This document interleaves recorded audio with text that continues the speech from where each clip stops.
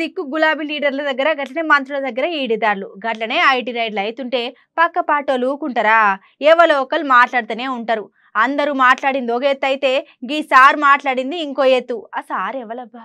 మునుపు తెలంగాణ రాష్ట్రం కోసం మతం కులం అట్లనే జెండాకు పార్టీకి సంబంధం లేకుండా రాష్ట్రం కోసం చాలా మంది పానాలు బలిచ్చిళ్ళు.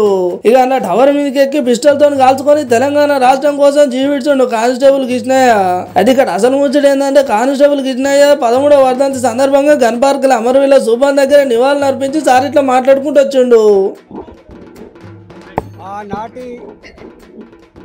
ఆనాటి తెలంగాణ ఉద్యమంలో కులాలతో సంబంధం లేకుండా, మతాలతో సంబంధం లేకుండా, పార్టీలతో జెండాలతో సంబంధం లేకుండా తెలంగాణ రాష్ట్రం కావాలని యావత్ ప్రజానీకం బరిగీసి కొట్లాడుతూ ఉంటే ఆనాటి సమైక్య రాష్ట్ర పోలీసుల చర్యకు నిరసనగా, ప్రభుత్వం యొక్క నిరంకుశ విధానాలకు నిరసనగా మొట్టమొదటిగా టవర్ ఎక్కి తన పిస్తోల్తో కాల్చుకున్నటువంటి వ్యక్తి పోలీసు కృష్ణన్న. ఇవాళ ఏ అమరవీరులైతే తెలంగాణ రాష్ట్రం ఏర్పడితే మాలాంటి యువకులకు ఉద్యోగాలు వస్తాయని, ఉపాధి కల్పన జరుగుతుందని చెప్పి భావించిందో 9 సంవత్సరాలు గడిచినప్పటికి కూడా ఇవాళ ఆ కళ నెరవేరకపోగా చదువుకున్న అనేక మంది బిడ్డలు కనిపెంచిన అమ్మా నాన్నకు అన్నం పెట్టలేక, వయసు పెరిగినా పెళ్ళిళ్ళు చేసుకోలేక, ఉపాధి లేక ఇవాళ కూడా అదే యువకులు ఉరేసుకొని చనిపోతున్న వాళ్ళు, రైళ్ళ కింద పడి చనిపోతున్న వాళ్ళు, మందు దాగి చనిపోతున్న వాళ్ళని మనం చూస్తూ ఉన్నాం. మేనిఫెస్టోలలో ప్రజానికానికి హామీలు ఇచ్చి రాతలు రాసుకొని ఏ ఒక్కడు కూడా అమలు చేయలేదు. ఇవాళ అమరవీరుల త్యాగాల సాక్షిగా ఇవాళ నిరుద్యోగ బిడ్డలకి ఉద్యోగాలు వచ్చేంత వరకు 3016 రూపాయలు ఇస్తా అని చెప్పి నెలకి ఇస్తా అని చెప్పినటువంటి ప్రభుత్వం ఇప్పటి వరకు కూడా నిరుద్యోగ భృతి ఇవ్వకుండా యువకుల కళ్ళలో మట్టి పడుతున్నటువంటి ప్రభుత్వం ఈ ప్రభుత్వం.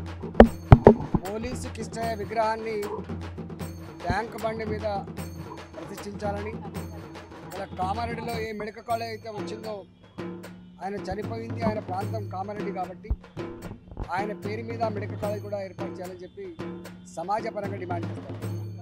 నిన్నగాక మొన్న సుప్రీంకోర్టు ఒక కామెంట్ చేసింది. తెలంగాణ రాష్ట్రంలో సచివాలయం కట్టాలన్నా, సచివాలయం కూలగొట్టాలన్నా మూఢనమ్మకాల మీద ఆధారపడి నడుస్తుందని చెప్తుంది.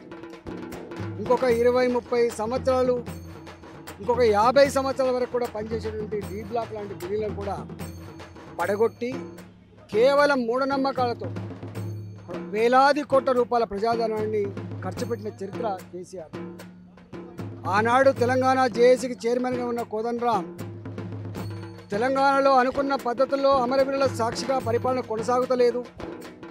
ఇవాళ ఇక్కడ దోసుకున్న సరిపోయినట్టుగా ఢిల్లీలో లిక్కర్ స్కామ్ అని చెప్పి అయితే వస్తూ ఉందో ఆ లిక్కర్ స్కామ్లో ఎవరున్నారో, ఎవరెవరి పాత్ర ఏందో, ఎవరెవరు ఎంత దండుకున్నారో అదంతా కూడా దర్యాప్తు సంస్థలు నిగ్గదీస్తాయి తప్ప ఇలా ఏదో భారతీయ జనతా పార్టీ ఒక శాసనసభ్యుడిగా ఇది కరెక్టా ఒప్పని చెప్పను.